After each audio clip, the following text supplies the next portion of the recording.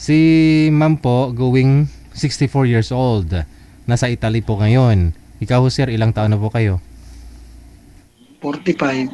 45.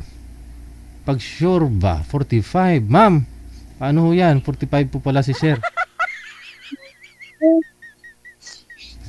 Alos 20 anyos. 10 years, ang bata pa.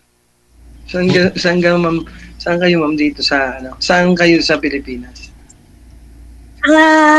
Ang parents ko ay Ilocano. Pero ako pinanganak na ng Quezon City. Ma'am, may kasama ka dyan, ano? Oy, kasi malupit yung telepono eh. Yung best friend ko, dito natulog kagabi sa bahay ko. Lalaki, babae? Bahay.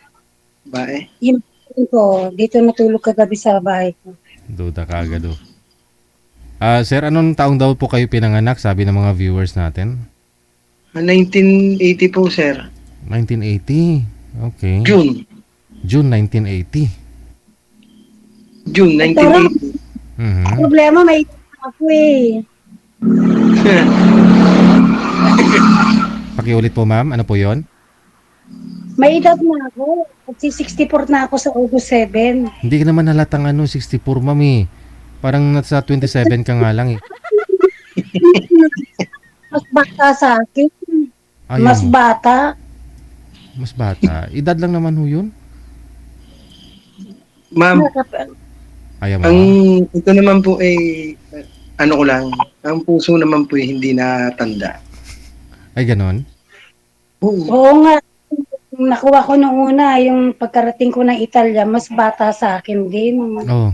Talagang, Ma'am, hindi naman lahat ng bata ganun ang pwedeng gawin kung merong makarelasyong matanda. sa bagay, totoo din yan. Ano rin ako dyan sa sa salita mo. Depende yun sa tao, yung paano magkakasundo. Totoo din yan. Wala sa yan. Wala sa edad yan. Wala sa edad yan. Totoo yun. Sa bagay, ako naman, bago naman ako mag-ano, bawa gusto ko muna Gusto? makakausap ko muna, halimbawa, dahil magkakilalanan ba muna. Yun ang ko. Yun ang aking ngayon. Kahit Kasi naman ganun din ang aking gusto. na magkausap sa telepono, halimbawa, para sa gabi, pag uwi ako ng bahay ko, meron akong makausap, na wag ako malungkot, yun. Ano pong sir, ano pong pinagkakabalaan niyo po ngayon? Trabaho mo? Ma'am. Sir, ako ho ay nagsasaka ng konti. Tapos pag walang saka, nagdadrive ng tricycle. Then pagka po merong magdadrive. Ganun lang po. Binata ako. Binata po talaga kayo? Wala po kayo naging asawa, anak? Wala sir. Girlfriend, kailan pa po kayo nagka-girlfriend? Long distance din lang sir Siguro mga 2019. 2000. Pero yung personal na wala personal, sir Oo. Okay. DJ? Yes, ma'am. Sir. Ma'am, tanong pa po kayo, ma'am. Anong province mo? Batangas. Batangas. Alae. Alae. Ako, Ilocano mga parents ko. Pero ako, laki na ako ng Quezon City. Saan po dito, ma'am, sa Quezon City? Cubao. Cubao. Doon ako pinanganak. Nasa saan ka ngayon, ma'am? Italy nga. Nasa Italia. Nasa Italy. Matagal, umuwi ako dyan sa Pilipinas nung may sakit ang mother ko. Pero matagal na. Matagal na akong hindi umuwi. 2007, 2008. Tagal na rin. Tapos ang May ano ko plano ka ngayon pa man dito. umuwi. May plano ka pa naman umuwi. Ibig sabihin ko, yung pumasyal man. Oo, kung gugustuhin ko, pwede rin ako umuwi. Dahil pagkalimbawa nun, ang bansa ko yan eh. Di mo nang pwede hindi ko uwihan yan. Bansa ko yan. Ibig ko sabihin, bakasyon ba? Pero matagal na akong dito bakasyon. Nung year ng umuwi ako, 2007. Ilan taong ka na nga, ma'am?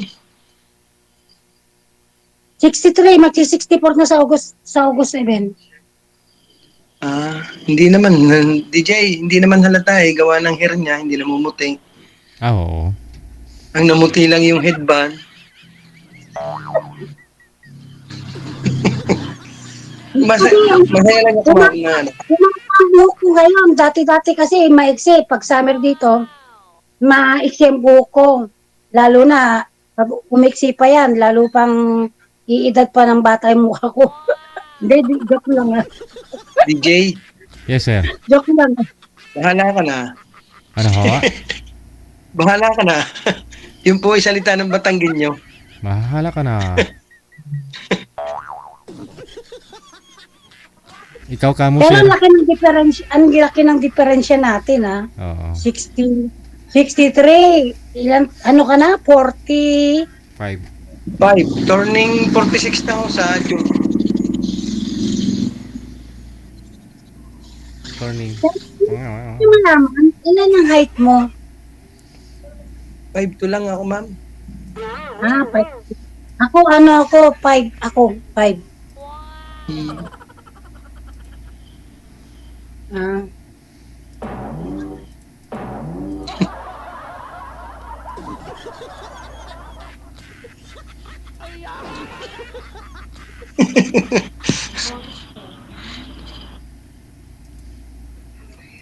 Wala. Kasi, yung sa edad ko kasi baka dahil ang agwat natin. Ano pa? Tayo na agwat natin. Ilang Parang taon ba yun? ma'am, i-pares mo na lang dun sa ating layo. Ikaw nasa Italy, ako nasa Pilipinas. Kung sakaling ikay papunta rito, maglalapit din yun. Kung sakaling uuwi ka, maglalapit din yun. Ganon.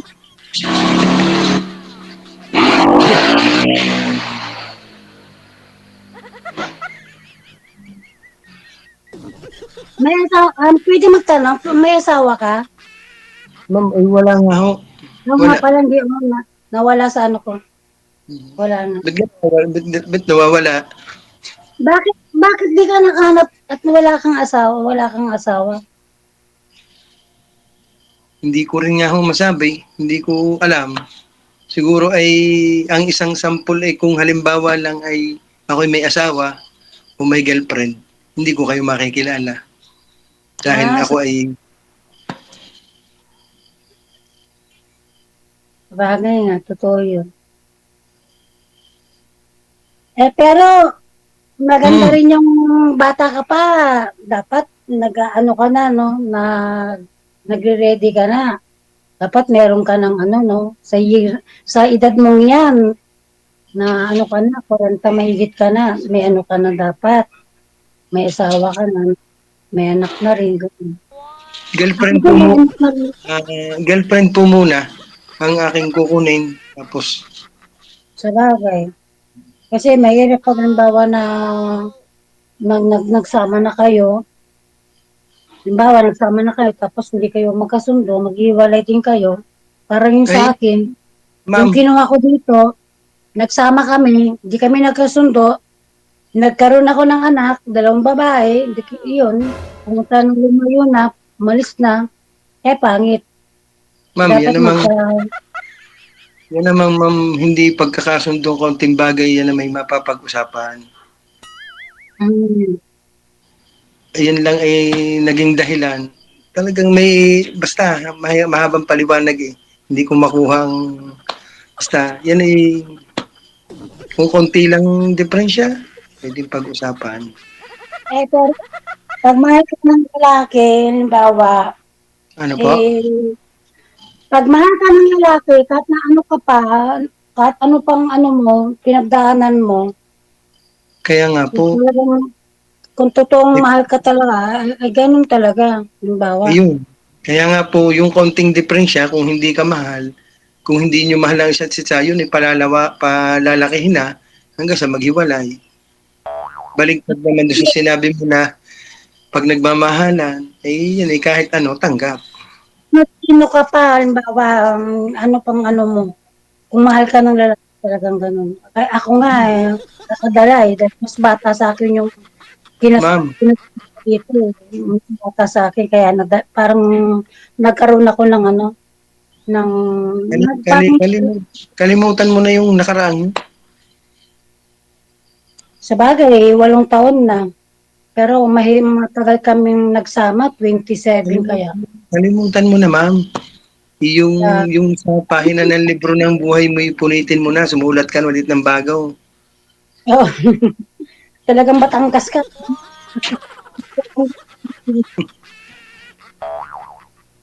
No, yung ano ba lang, yung mga Batangas. Kasi marami akong kaibigan ditong taga Batangas. Mapagbiro. Pagka nagsasaan mapagbiro. Ay sa amin, ma'am, may biro ay totoo. Sa bagay nga. Totoo. Biro pa ay tunay na. Tunay na.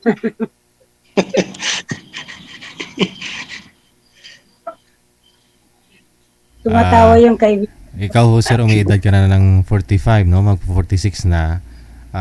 Gusto niyo po magkaanak? Ako, sir? Opo. Oo naman. Hindi na pwede magkaanak ha. Dahil 60.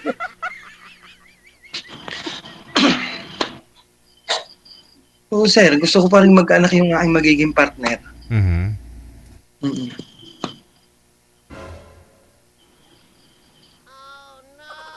Ay, kumuha ka ng mga edad na 30, 35.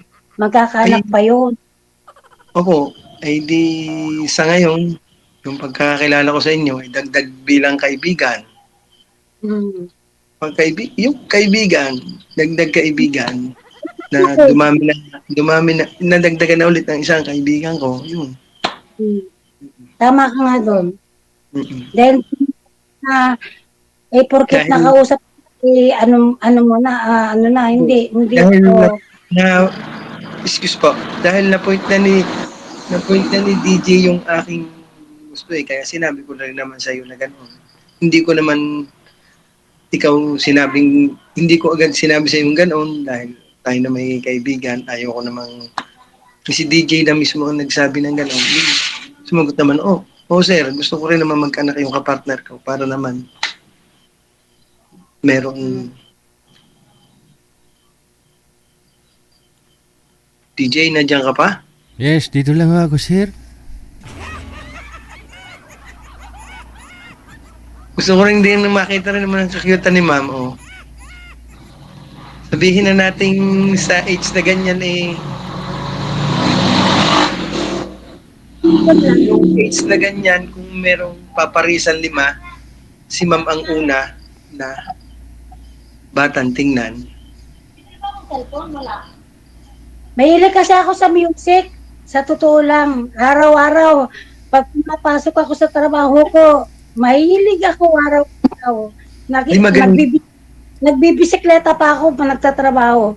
Kahit pinapagalitan ako ng anak ko, no? Dahil nagbabike ako. Yan, may music ako niyan. Nasa basket ako. Di mahusay kang kumanta? Hindi ako mahusay kumanta. Mahilig lang ako. Sumayaw yun. Kaunti, marunong sumayaw. Magkukumbida ako dito sa bahay ko. Halimbawa, yan. Magiinuman kami, konting saya. Yun lang, hanggang alas 11.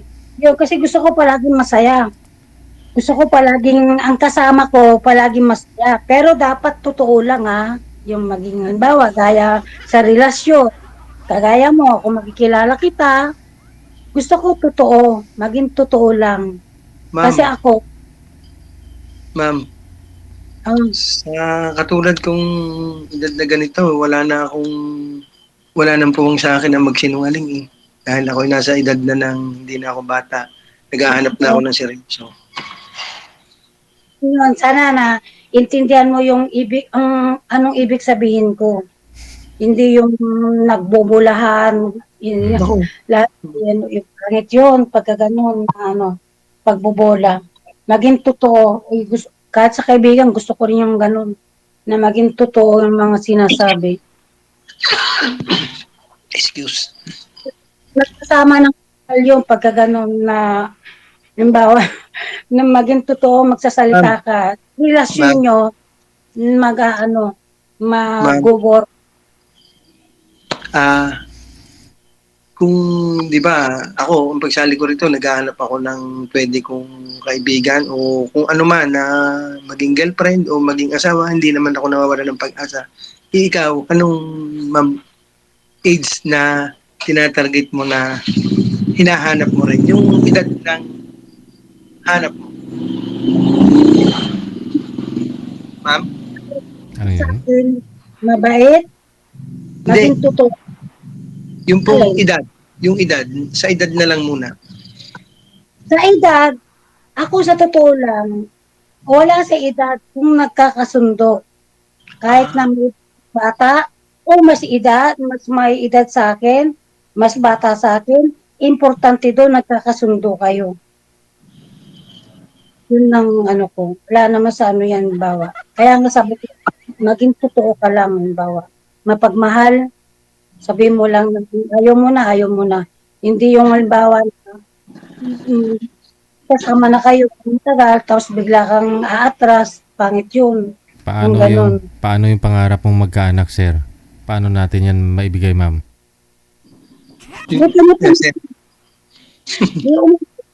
Yung apo ko, may apo na ako dito eh. Ano gagawin natin, ma'am, sa apo natin? DJ. Pala dahil bata, yung bunso kong anak, 27, pinanganak ko dito sa Italia. 3 buwan lang yung niya. Edad ng yung apo ko, 3 buwan pa lang. Alam mo, DJ, sintro po kayo sa camera, ma'am?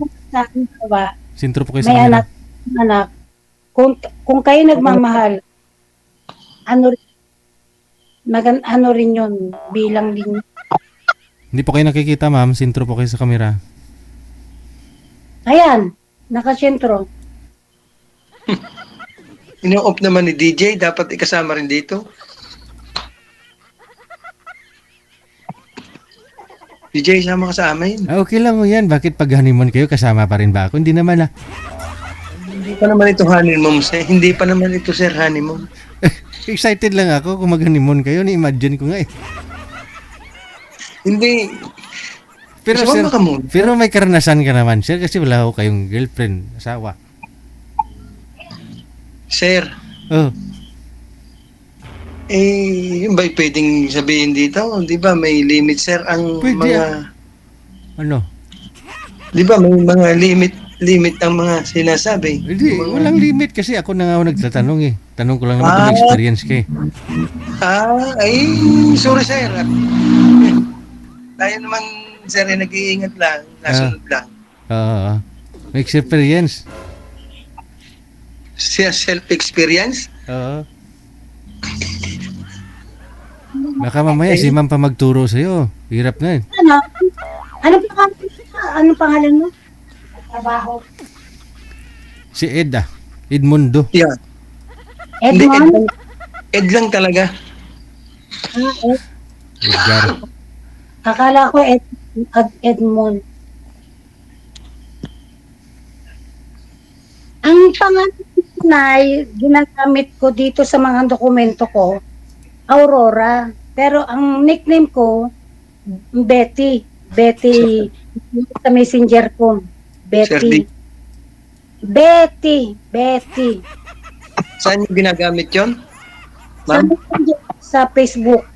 Hindi, yung sa mga sabi mo, dokumento. Yung Aurora, yung tunay kong pangalan yun. Ginagamit ko sa dokumento ko dito sa Italia. Sir DJ, Aha. mga documents na yan. Mhm. Hindi, joke lang ma'am. Ang pangalan mo ay Aura sa documents. Then sa messenger, Aurora ang tunay kong pangalan. Aurora. Yung palayaw niya, Betty. Yung ko dito, ginagamit sa Italia, Betty. Kasi bet ako bet ang palayaw ko dyan sa Pilipinas nung nandyan ako. Betty Lapilla. Nung nakating sa Italia, na sinabi kong Betty sa mga amo ko. yung ayos. Palayaw mo, pwede malaman? Ah, Ed, ang palayaw mo. Ed. Edgar ang Cruzet. palayaw ko ay Santino. Santino. Kasi tayo, karamihan, meron tayong palayaw. Bakit naging Santino palayaw niyo po, sir? Ang layo din sa pangalan mo, no? Edgar. Ito rin, kakata din.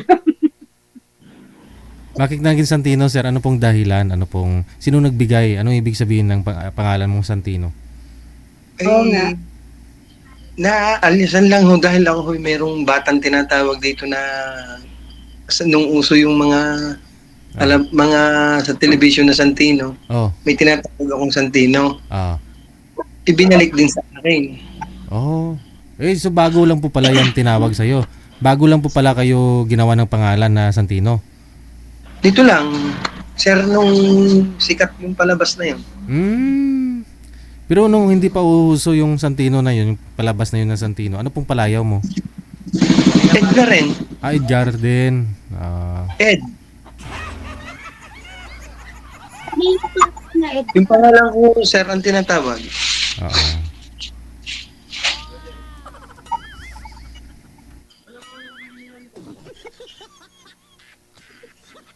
Wala ako may tanong. Wala na? Ay. Itatanong ko yung trabaho, naisabi niya. Naisabi na eh. Magsasaka? Sir, magsasaka ako. Maganda yung trabaho na yung magsasaka dahil kasi diyan mo makikita yung masipag na tao. Meron nga po dito akong, alam mo yung kamyas? Oo, kilala ko. Masim.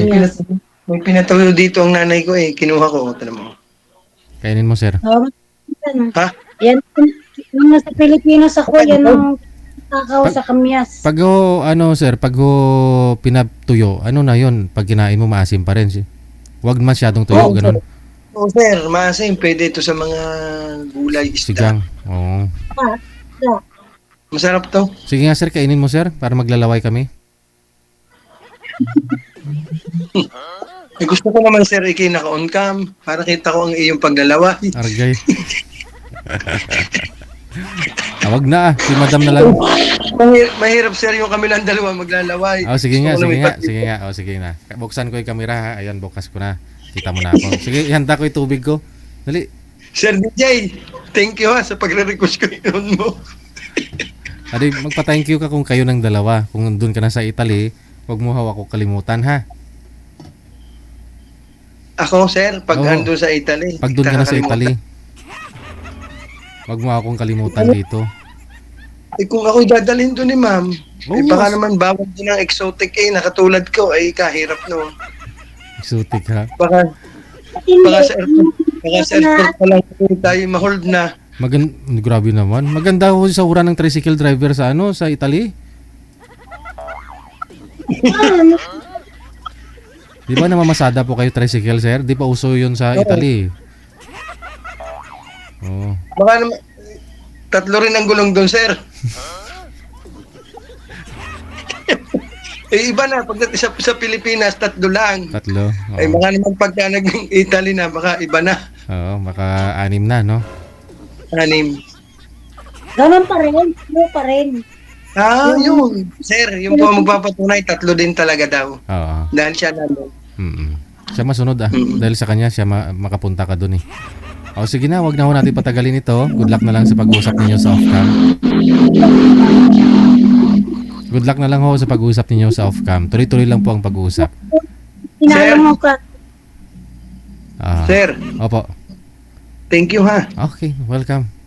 Oh. God bless lagi. Okay, sige. Yung damit ni Madam, malaki yung heart, oh. Pakita mo nga yung heart, ma'am, sa damit mo. Ayun, oh. Heart. Heart. Wow. Ang laki ng puso ni Madam. Ang akin naman, jam. Jam. Parang ano yung palaman mo yan?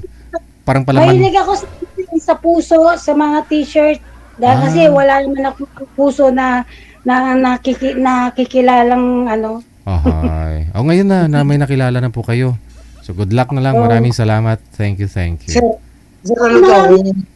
Pwedeng tama ba? Naka yung messenger dito. Pwede off cam na. Bahala na po kayo kung anong gagawin ninyo kahit maglalampungan man kayo dyan. Bye. Tuloy-tuloy lang ho pag-usap. Sir.